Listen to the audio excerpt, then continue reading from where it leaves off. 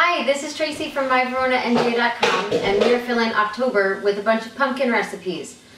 So after all the things that I've made, cut, peeled, sliced, diced, roasted, and braised, I thought it might be helpful to show you an easy way to deal with a sugar pumpkin. So to use your sugar pumpkin, as the squash that it is and as a vegetable, you need to open it up and you need to peel it and you need to scrape the seeds out and then you need to cut it. So pumpkin, sharp knife, vegetable peeler, spoon. Those are your tools, and a cutting board. So I find that the easiest way to deal with something that seems like a challenge, like cutting a pumpkin, is to break it into pieces. So we're going to make 4 cuts. 1, 2, 3, 4. All right, sharp knife. Top center of the pumpkin, it doesn't have to be perfect, this isn't a jack-o'-lantern. Push down, and then use the leverage from the knife to get to the bottom. Do the same thing on the other side. So this is what it looks like. And then flip your pumpkin over.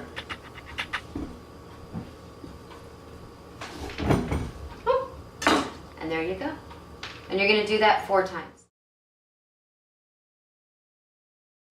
So at this point, start to scrape your seeds out and save them, because roasted pumpkin seeds are awesome and you can have lots of fun with the flavors.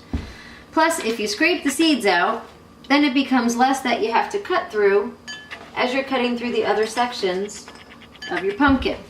And what you want to make sure is, just like when you're dealing with your jack-o'-lanterns for Halloween, you get as much of those inner fibers out of the pumpkin, because ultimately you don't want them in there for cooking anyway. Cut your pumpkin, you have sections. These are manageable sections. Easy to hold, easy to grab onto. You want to get your grip, hold your peeler, and then just like you're peeling a carrot, a potato, and anything, you're just going to work through the edges of the pumpkin.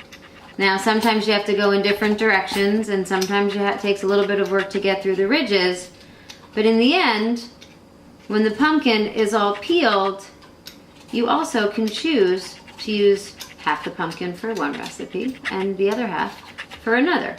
Once it's peeled and then cubed, you're free to be creative. And so for our recipes like roasting pumpkin, pumpkin soup, I'm thinking of some sweet pumpkin items. You've got, by doing this, you've got your pumpkin ready to go. Once you've got your pumpkin pieces scraped, cut, peeled, now you're ready to cube. This may seem like a logical option because the pumpkin is open and you can see what you're doing, but then you run the risk of rocking. Flipping it over, you avoid rocking, but especially once it gets to be more narrow and you're pushing down, the pumpkin starts to break. So, if you hold it up like this, take your knife at the top, slice down.